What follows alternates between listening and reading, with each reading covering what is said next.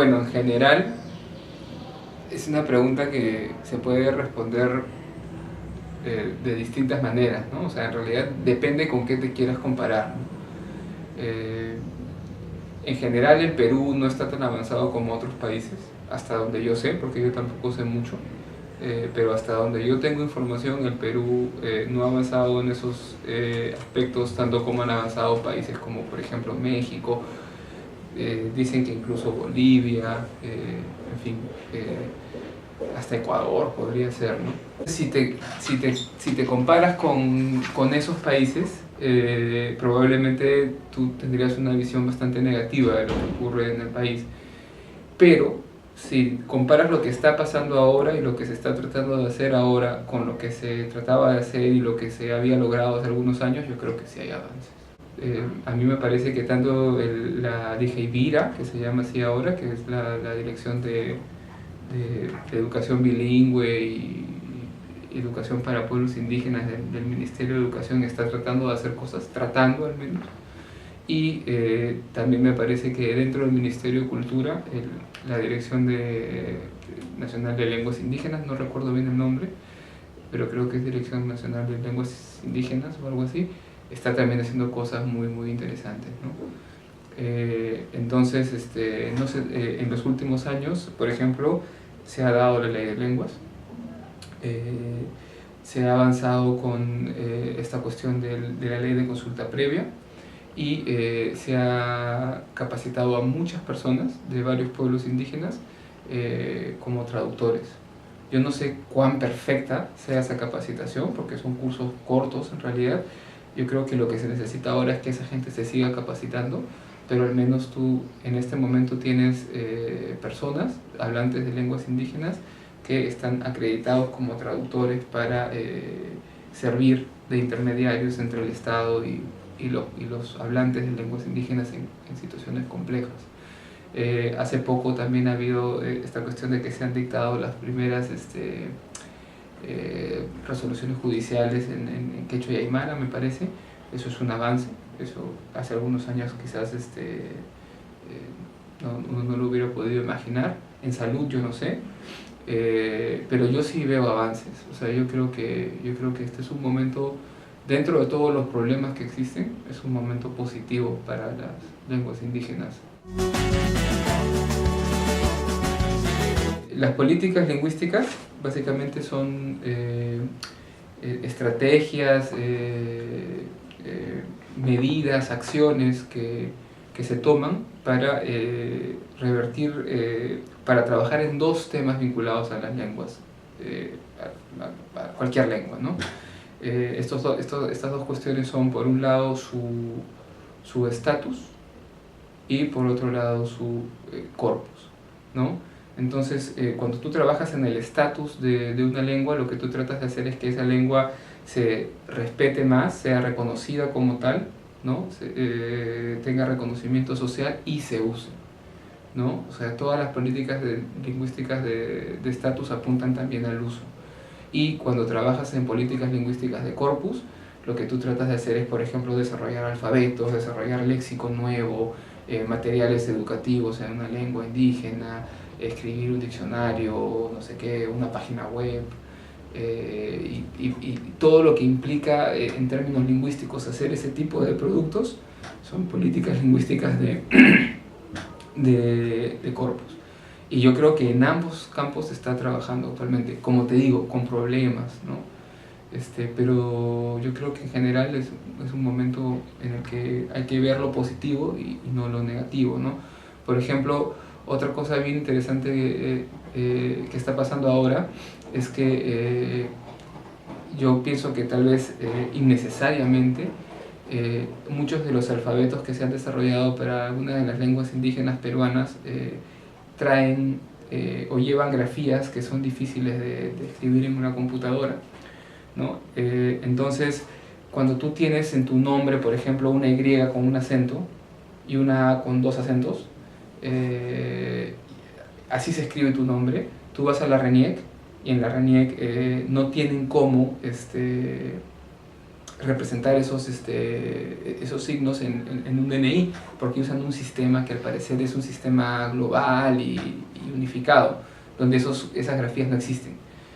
Entonces, entonces ahorita hay todo un debate sobre qué hacer con eso, ¿no? Usar, digamos, correspondencias entre unas grafías y otras, simplificar las grafías, o ponerse tercos, ¿no? y escribir los nombres de estas personas como se escriben. Y hay todo un debate sobre eso, y es un debate técnico, y hay gente con distintas posturas, y más allá de que el debate sea difícil o que se resuelva de una u otra manera, o sea, haber llegado a ese debate a mí me parece que ya implica que hay un avance, ¿no? Porque era un problema que la gente no se planteaba. Entonces ahora empiezan a surgir problemas que a mí me parece que son resultado del hecho de que la gente que está tratando de hacer cosas lo está haciendo bien, ¿no?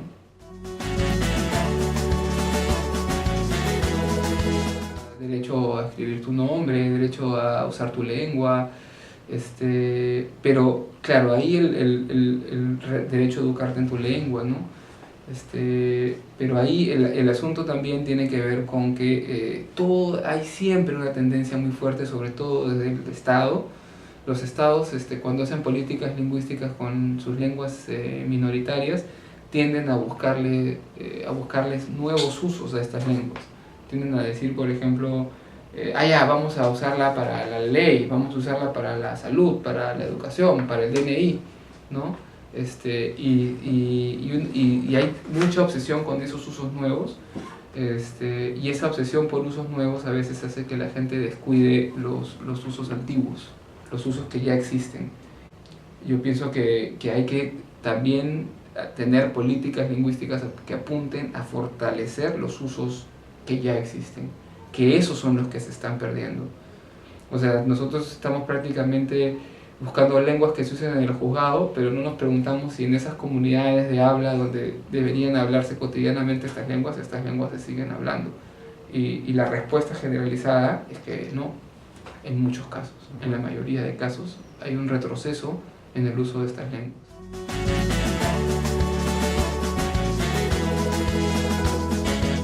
Mi postura personal es que la educación tiene que ver con los niños. O sea, la educación no es algo que sirva para mantener las lenguas. O sea, la educación sirve para tener niños que tengan oportunidades, que puedan realizarse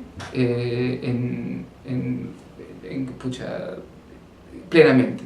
O sea, lo que debería ser la educación es formar ciudadanos, formar niños felices, formar niños que sepan cosas, que sepan usar computadoras, que sepan hacer las cosas que necesiten para desarrollarse y realizarse profesional y personalmente.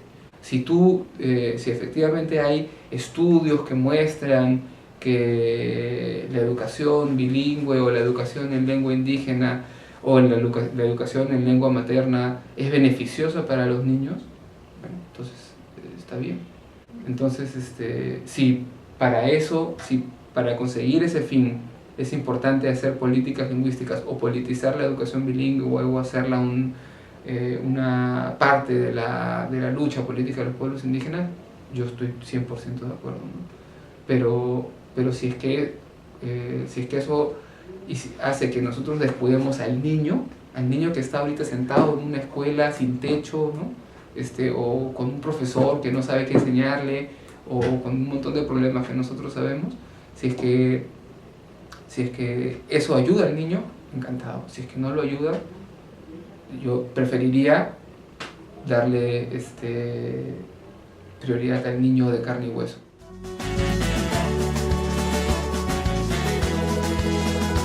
Las lenguas, o sea, bueno, distintos lingüistas pueden tener distintas definiciones de lo que es una lengua, ¿no? Porque cada uno define su objeto de estudio de una manera distinta. Pero para mí, las lenguas son vehículos de comunicación que se usan en un contexto determinado y que además se enriquecen y se desarrollan en ciertas prácticas específicas. O sea, estudiar una lengua o conocer una lengua no es solo conocer un conjunto de estructuras abstractas, es conocer también la manera en que se usa esa lengua. Y claro, es más abstracto, es más difícil de ver, pero idealmente cualquier política educativa basada en el shipibo, por decirte, no solamente debería incorporar palabras shipibas a la educación, ¿no? O oraciones shipibas, sino también debería incorporar usos, la forma en que se usa el idioma, ¿no? Creo que los lingüistas tenemos que también pensar que la pragmática es parte de o tiene una relación muy estrecha con la estructura lingüística.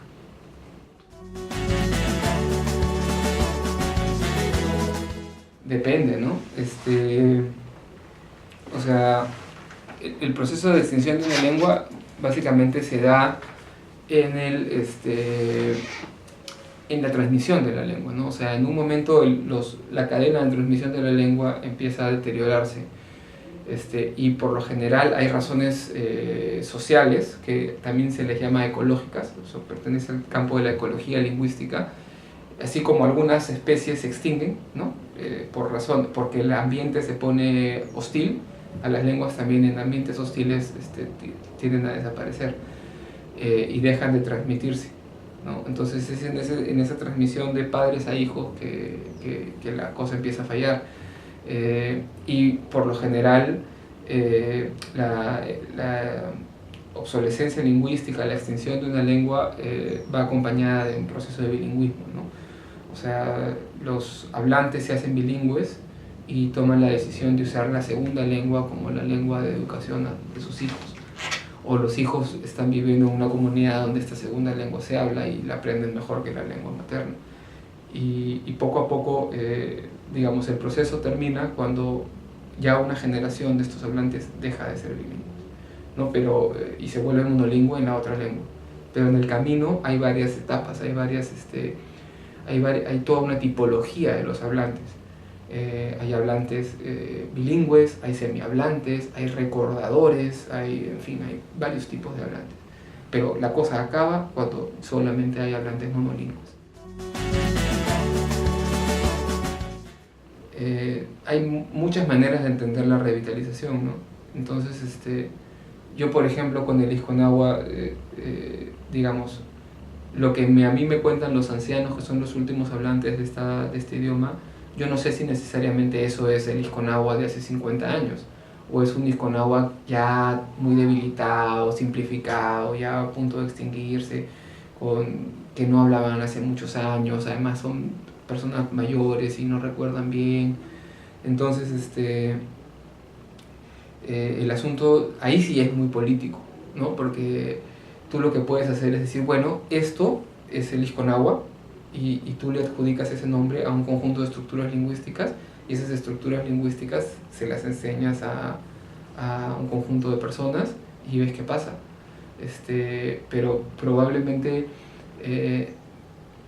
a no ser que inviertas muchísimo dinero, probablemente lo que tú logres es que los hablantes aprendan algunas palabras, aprendan algunas frases, motives el uso de ciertas cosas, ciertas conversaciones básicas, ¿no? Y les digas, esto es Isconagua, eres hablante de Isconagua, esta es la lengua de tus ancestros, úsala lo más que puedas.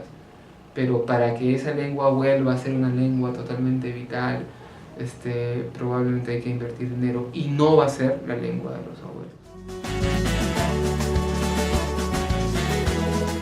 Todo lo que está alrededor de la lengua, ¿no?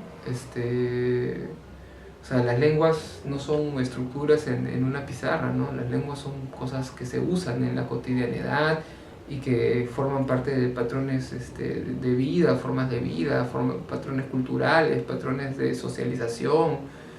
Y bueno, me imagino que la interculturalidad tiene que ver con todo eso, ¿no? Con incorporar esos patrones también a la educación, ¿no? Digamos, tanto el bilingüismo como la interculturalidad me imagino que apuntan a eso, ¿no? A la idea de que, o sea, no creo que ya casi nadie propondría una educación monocultural y monolingüe, ¿no? La idea es que tú deberías tener espacios para reforzar cosas vinculadas a tu cultura y a tu lengua, pero también a la de los que te rodean, ¿no? Y es complejo también porque muchos niños ya llegan bilingües y llegan viendo Pokémon a la escuela, ¿no? O sea, los niños cacataicos que yo conozco, ellos saben de Pokémon, ellos saben de Ben 10, ellos saben de un montón de cosas que están cerca de la ciudad. Entonces van a su escuela y probablemente las cosas cacataivas les resulten más ajenas que otras cosas.